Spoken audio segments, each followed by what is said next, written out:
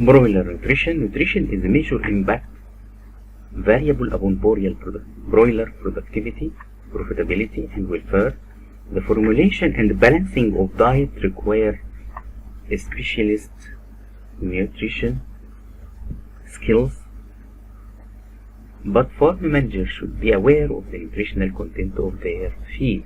Farm managers should consider routine analysis of the feed they receive. This will help determine if expected dietary nutrient content are being achieved and that the feed is the best available for their particular production circumstances. Knowledge of the make-up of the diet being fed to the birds will mean the farm manager can ensure that the feed level and consumption will provide adequate level of daily nutrient intake. There is proper and expected balance between feed, nutrient, routine. Laboratory analysis of the diet can be useful. Interpreted and correct action taken, such as alternating the provider of possible discrepancies, appropriate management of the feed program. The owner or the manager of the farm should be aware of the nutritional content of the feeds and make analysis of these feed to take decision if he needs either alternating the provider of possible discrepancies or appropriate management of feed program, change the feed program to fulfill his needs. Supply of nutrients. Feed ingredients. The feed ingredients used for broiler diet should be fresh and of high quality, both in item of digestibility and nutrients. Physical quality. The main ingredients included in broiler diet are wheat, maize, soya meal, fat, sunflower meal, oil, limestone, phosphate, sodium bicarbonate, mineral. Energy. Broiler require energy for tissue growth, maintenance activity. The major sources of energy in poultry feed are cereal grain, primarily carbohydrate and fat and oil. Dietary energy levels are expressed in megacalories of metabolizable energy, as these represent the energy available to the broiler. Protein. Feed protein, such as those found in cereal grain and soybean meal, are complex compounds which are broken down by digestion into amino acids. These amino acids are absorbed and assembled into the body protein, which are used in the consumption of body tissue, muscle, nerve, skin, liver. Dietary crude protein levels don't indicate the quality of the protein in feed ingredients. Dietary protein quality is based on the level, balance, and digestibility of essential amino acids in the final mixed feed. The essential amino acid represents the dietary digestible amino acid density and will respond well in terms of growth. Feed efficiency. We feed the birds and follow its growth rate and the effect of these dietary or this ration we make. And carcass components yield response. The balanced ration. The will feed any birds will be respond properly to this ration. Higher level of digestible amino acid have been shown to further improve broiler performance and processing yield. However, feed ingredient prices and meat product value will determine the economical appropriate nutrient density to be fed. We speak about the energy and its component and the protein and the macro minerals. Provide the proper level and balance of macro minerals are important to support growth, skeletal development, and immune system and feed conversion ratio. As to maintain later quality, they are particularly important in high performance broilers. The macro minerals involve calcium, phosphorus, sodium, potassium, chloride, calcium, and phosphorus are particularly important for proper skeletal development. The ratio between calcium and phosphorus must be taken in consideration. Excess level of sodium phosphorus chloride can cause increased water consumption and subsequent litter quality issues. Trace minerals and vitamins are required for all metabolic functions. The appropriate supplementary level of these micronutrients depend on the feed ingredients used, the feed manufacture process, feed handling, logistic, storage condition, length of time in the farm feed, local circumstances like soils can vary in the trace mineral content, and feed ingredient grown in some geographic areas may be deficient in some cereal, in some elements. There are usually separate recommendations proposed for some vitamins depending on the cereal grain. Feeding program. For broiler, we use 3 types of feed: starter and grower and finisher. Starter: during the incubation period, the chicks uses the egg as a nutrient supply. However, during the first few days of life post-hatch, chicks must undergo the physiological transition to obtain their nutrient from supplied manufactured feed. At this time, feed intake is at its lowest and nutrient intake requirements are at their highest. The amount is low, but we need to concentrate energy, protein for the chick. Not only must the proper dietary nutrient concentration be provided, but also the right environmental conditions to establish and develop good chick appetite. An example of guideline: chicks that not start well are more susceptible to disease, challenge, compromise, weight gain, environmental stressor, poor breast meat quality. Feeding the recommended nutrient level during the starter period will support good early growth and physiological development, ensuring body weight objectives and good health and welfare are achieved. Feed consumption during the first 10 to 14 days of chick life represents a small proportion of the total feed consumed and feed cost processing. Therefore, decision on a starter formulation should be based primarily on promoting good biological performance and overall profitability rather than pure on individual diet cost. Grower feed. The grower feed is normally fed from 14 to 16 days. The transition from starter feed to grower feed will involve a challenge of texture from crumble or mini pellet to pellet, and also change in nutrient density. Depending on the pellet size produced, it may be necessary to provide the first delivery grower as a crumb or mini pellets to prevent any reduction in feed intake due to, for example, pellet size being too large for chicks when first delivered for grower is made. During the period of grower feed, grower feed is fed. Broiler daily growth rate continues to increase rapidly. This growth phase must be supported by adequate nutrient intake to achieve optimum biological performance.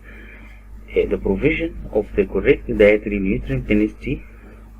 For more detail, transition from starter to grower feed must be well managed to prevent any reduction in intake or growth. Finisher feed. Finisher feed are generally fed after 25 days of age to optimize profitability. Broiler grown to ages beyond 42 days will require additional finisher feed. The decision on the number of broiler finisher feed to include will depend upon the desired age, weight, and processing and feed manufacturing capabilities. Broiler finisher feed account for most of the total feed intake and cost of feeding a broiler. Finisher feed must be designed to optimize financial return for the type of production being product.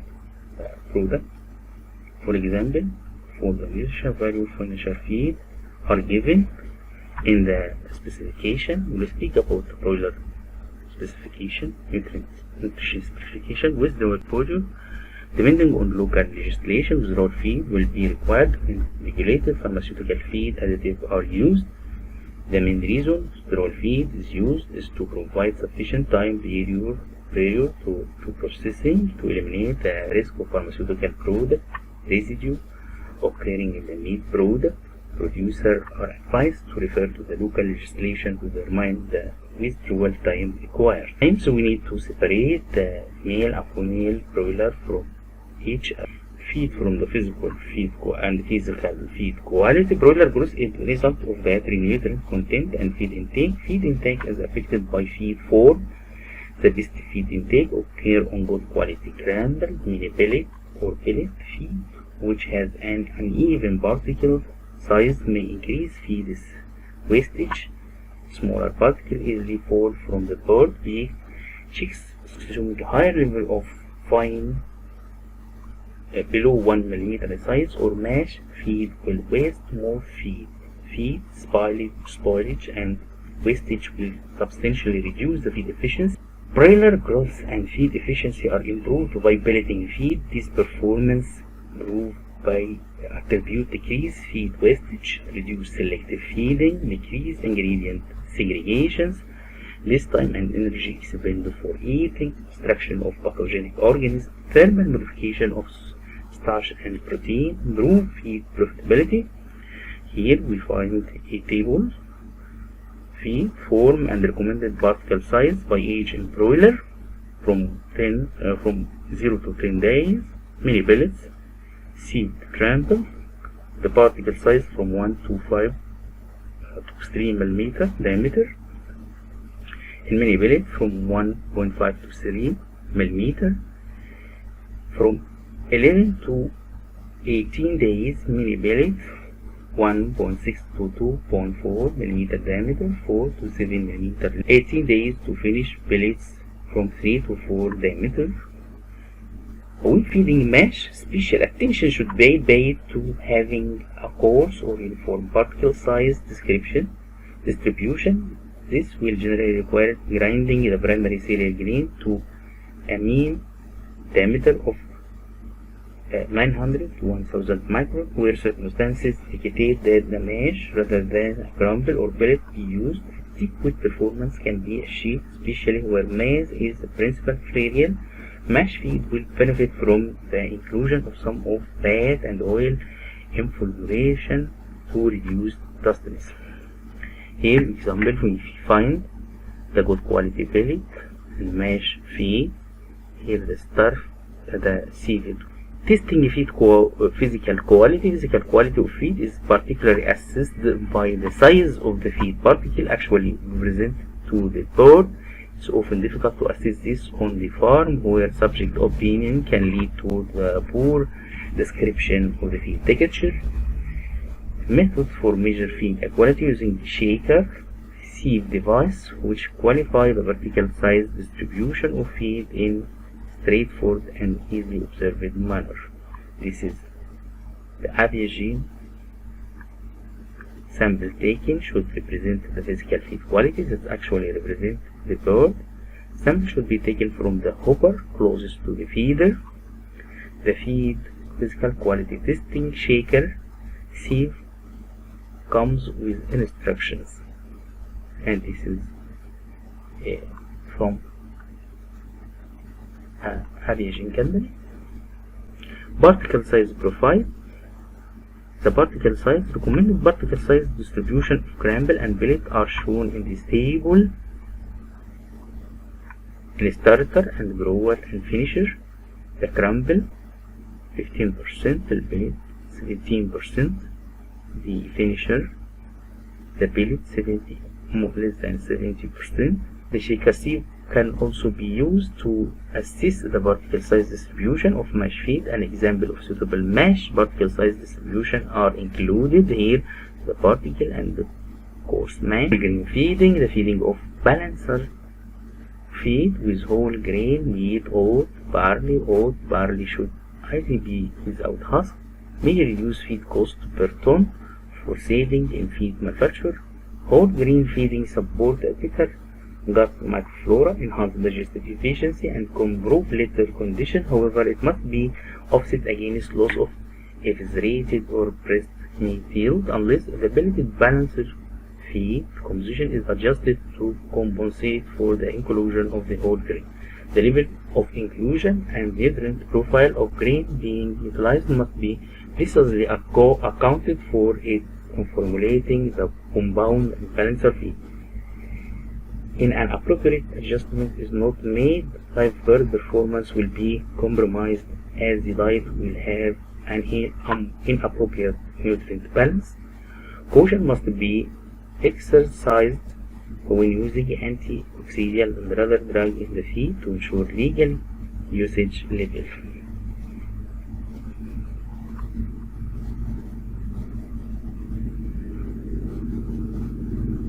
Feed additives. There are a number of feed additives that can be added to the diet which may support feeding and metabolism, enzyme, medicine, pro and prebiotic, feed preservative and antioxidant, balanced feed under all developmental conditions. Correctly balanced diet level together with the use of feed ingredients with higher level of digestibility will help to minimize the effect of high environmental temperature. Provide optimal feed from good quality scrambled pellet will minimize the energy expended to consume feed and thereby reduce the heat generated during feeding. Optimal feed form will also improve feed acceptability and help feed intake occur during cooler period of the day, providing an increase in amount of feed energy delivered from feed, fat or oil rather than carbohydrate during hot weather has been shown to be beneficial due to the reduced heat produced when the diet is metabolizable. Environment, nitrogen and ammonia emission can be reduced by minimizing excessive protein level in the feed. It's most effectively achieved through formulating diet to meet recommended level of digestible essential amino acid.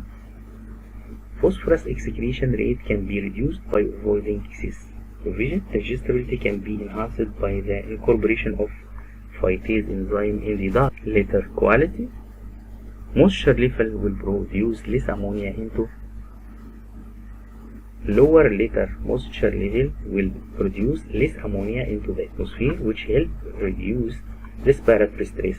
Food baths, dermatitis incidence is also reduced with good litter quality. In circumstances where management, health, environmental practice are already good, the following nutrition strategies will help to maintain good litter quality. Protein quality. Failure to supply the correct level of balanced protein from good quality raw material will result in high level of uric acid being formed in the liver and excreted by the kidneys. This stimulates water intake, has a negative impact upon gut health, cause weak drooping, which will result in weak litter, increased risk of food bad dermatitis. Minerals. Incorrect supply or balance of dietary sodium potassium chloride level can potentially result in weak litter. The addition of phytase enzyme to broiler diet not only promotes the release of phosphorus from the plant material but also release of other minerals. This must be accounted for when formulating the diet. Raw material digestibility. The use of raw materials that have low digestibility or are particularly high in fiber should be minimized, as these will have a negative effect upon gut integrity, excreta, water content and litter quality. Anti-nutritional factor, trypsin inhibitor should be minimized, and raw material must be free from high level of mycotoxin contamination. If it's impossible to avoid poor quality raw material, then an appropriate mycotoxin binding product should be considered for inclusion in the feed mix. The use of non-starch polysaccharides enzyme can be an important tool for improving gut health and controlling litter quality. The enzymes reduce gut viscosity and will lead to drier litter. In recent years, particularly in areas of Western Europe, North America, there has been a move of vegetarian, protein and antibiotic-free diet, which make drier litter more difficult to maintain. Fat quality. High digestibility fats will promote enteric health in broiler. The use of poor quality fat often cause greasy and sticky litter, which can lead to problems in body weight. Feed physical form. The benefit to broiler lift performance from feeding good quality scrambled pellets have been referred to early. referred to earlier, a feed that is poor physical quality, which high level of fine and dust not only lead to problems with broiler performance, but will also lead to an increase of ratio of water to feed intake, which in turn may lead to poor litter condition and ultimate increase of risk of food dermatitis. Anticoccidial program. In general, there is a benefit to gut health from the use of anticoccidial. These products typically improve gut integrity to maintain litter condition. If using live vaccine over coccidia control in broiler, greater care and attention to gut health is required to ensure good litter condition is maintained. Anticoccidia can raise body temperature, so should be used with